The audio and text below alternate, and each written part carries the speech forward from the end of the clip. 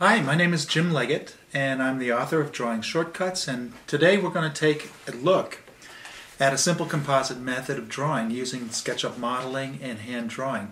This is combining the best of digital and the best of traditional drawing techniques into fantastic images.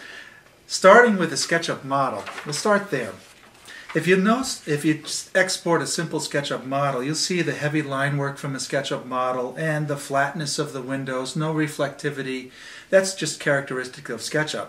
Fantastic program, but what I've done is I've taken and using a plugin called SU Podium, I've gone ahead and rendered the image. So the image that I see right here, I've gone ahead and rendered in SU Podium, and I've come up with much nicer characteristics for that image with a lot of reflectivity in the building, a lot of reflection in the windows, a lot of better characteristics of light and how it behaves in the shadows.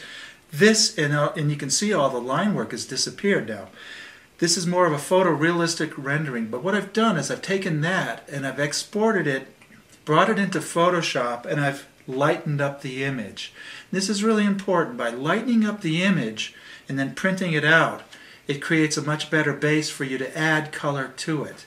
What we're eventually leading towards is a rendering that is taking the SketchUp, the SU Podium image, and adding colored marker, colored pencil, and some highlights to it, and overdrawing all of the edges with black pencil, and really creating what appears to be a hand rendering. But in reality, about 80% of it is SketchUp modeling, and 20% of it is actual hand drawing. So that's the beauty of this simple composite method. So let's get started. What I have done is I use Chartpak 80 markers, and I use Prismacolor pencils for pretty much all of the work that I do. And there are so many colors available in both lines that it was important for me to try to boil it down to what I thought were the easiest 36 colors to use for Prismacolor pencils and the easiest 36 colors to use in the 80 markers, the Chartpak markers. And what I've done is I've created some PDFs, and I have these available to download on my website, so you can get a list of all of the colors that I use in all of my drawings. It's also important to notice that you need to really understand how those colors behave on different materials, such as bond paper or tracing paper. A marker that will soak deeply into a bond paper, but it will float on top of a tracing paper, and so that same blue will appear quite different between the two different materials. So what I do is I create color charts. All of those 36 colors I'll use on different papers, different traces, and then I'll have those as references, so when I'm coloring in a real project, I know what colors to use and what colors to stay away from.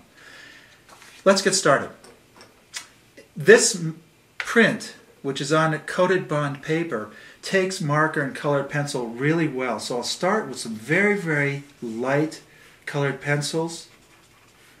I'll only do a portion of this drawing for this exercise, but you'll get the sense that in 35 to 40 minutes you can really go over the entire drawing with different colored markers and pencils and take it from that computer image to a hand-drawn image fairly quickly and very easily. First step is to just do the marker, and because of the textures of the SketchUp model, the marker doesn't really have to be that perfect. Going over all of the kind of faces of the building, landscaping, using very light markers to start with. You want to build up your colors and not start with dark colors.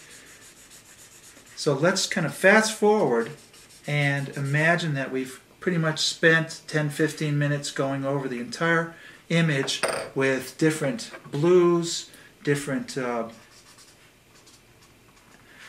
browns to kind of bring up the reflections in the windows and to bring up the colors in the image. The next step is the colored pencils. Taking simple light colored pencils, you can put a simple wash over the drawing with some of your light pencils, bringing out some of the yellows in the sunlight, some of the blues in the windows. You can just really have a great amount of fun putting colored pencil to it. You can use colored pencils to create line work. You can go over, in this case, some of the exterior siding. Instead of the photographic look of the exterior siding, by adding some colored pencil to it, I can really kind of give it that hand-drawn look.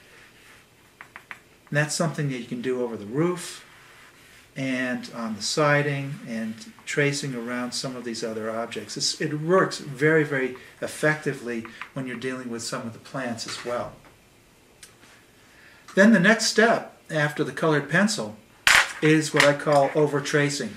Taking a dark gray pencil or a black Prismacolor pencil, I'll take the edges of the SketchUp model and I'll over-trace them with line work, being rather squiggly with it. Doesn't have to be perfect. Going over it 2 or 3 times to give it that hand-drawn look. I'll overlap the edges of lines. I'll go around the windows and really add a lot of this over-tracing, over-line work to really give it that hand-drawn look and to disguise that perfect computer edge. Overlapping lines, doubling them up, really giving it that hand-drawn, squiggly look. It doesn't take too long. You can add colored pencil to the shading, a little bit of dark hatching, and you can really do a tremendous amount in giving this, modeling this image with a hand-drawn look. One of the really great little colored pencils that I've used is the white. It's wonderful when you take dark areas. You can go over those dark areas with a white colored pencil, and it actually brings up a lot of the highlights.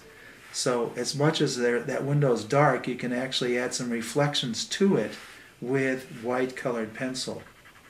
So you can create highlights over your roof edges and really have a great time with it. So 45 minutes is all it takes to take an image from that original SketchUp model and to bring it to life with a hand drawing.